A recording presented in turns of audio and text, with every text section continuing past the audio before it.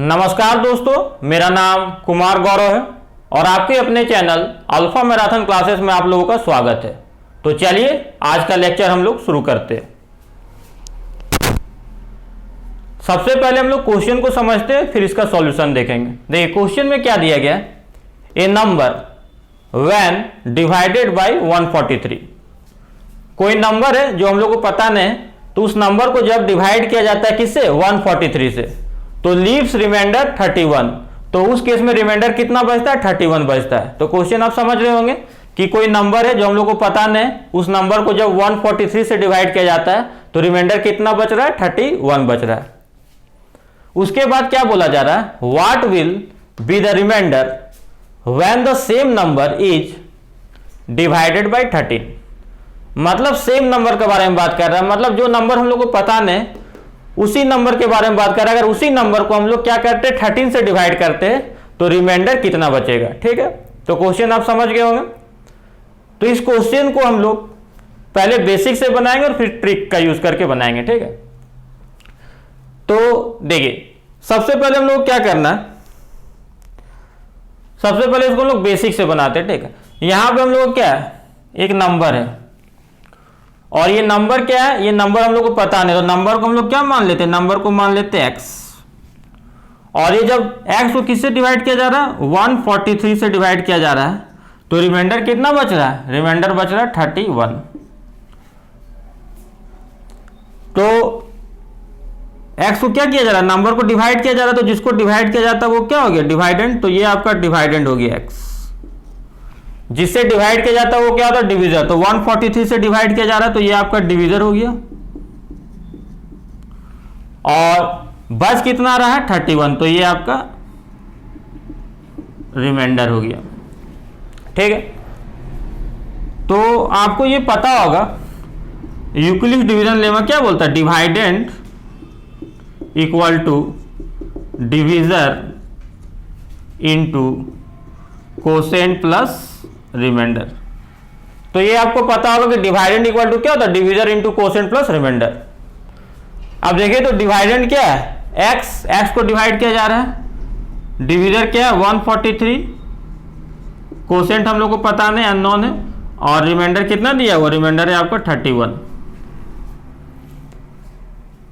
तो अब क्या बोला जा रहा है, क्या बोला गया था कि अगर मान लेते कोई नंबर है, हम लोग मान लिया x, उसको 143 से डिवाइड किया जाए तो रिमाइंडर कितना बचा, 31, उसी नंबर को। तो अब हम लोग x से जगह पे रिप्लेस किससे कर सकते हैं, 143q प्लस r। तो उसी नंबर को डिवाइड किया जा रहा था किससे, 13 से डिवाइड किया जा रहा था, तो उस नंबर को हम लोग रिप्लेस किससे किए, तो 143q प्लस 31। तो 143q यहाँ पे आपका 31 हो जाएगा। तो x के जगह पे हम लोग लिख सकते हैं 143q प्लस 31। तो ये लिखिए हम लोग। इसको जब 13 से डिवाइड किया जा रहा है तो रिमाइंडर आपको पूछ रहा है। ठीक है, तो देखिए तो अगर हम लोग इसको 13 से डिवाइड करते हैं तो 143q प्लस 31 डिवाइडेड बाई 13। यहाँ पे दो टर्म है, तो 13 से डिवाइड करना है तो 13 इसको भी डिवाइड करेगा, इसको भी डिवाइड करेगा। तो जब 13 इसको डिवाइड कर रहा है इस टर्म को, देखिए तो 13 1 जा 13, कितना बच रहा है 1, तो 13 1 जा फिर 13 आ जा रहा है। मतलब ये जो आपका पहला टर्म है ये क्या हो रहा है, कंप्लीटली डिविजिबल हो जा रहा है। ये जो टर्म है 13 से कंप्लीटली डिविजिबल हो जा रहा है, मतलब यहाँ पे रिमाइंडर आपका कुछ नहीं बचेगा, रिमाइंडर 0 बचेगा। अब यहाँ पे देखते हैं जब 31 को 13 से डिवाइड किया जाएगा तो 13 दूनी 26, कितना बच रहा है, रिमाइंडर 5। तो जो रिमाइंडर बच रहा है यहाँ पे, ये क्या बच रहा है, रिमाइंडर बच रहा है 5। तो आंसर आपका कितना हो जाएगा, ये आपका आंसर हो जाएगा 5। जब सेम नंबर को 13 से डिवाइड करते हैं तो रिमाइंडर कितना बचेगा, 5। तो ये तो आपका हो गया बेसिक। अब हम आपको बताते हैं कि ट्रिक कैसे यूज करेंगे इस क्वेश्चन में। देखिए ट्रिक यूज करने का सिंपल सा तरीका है कि यहां पे आपको क्या करना है,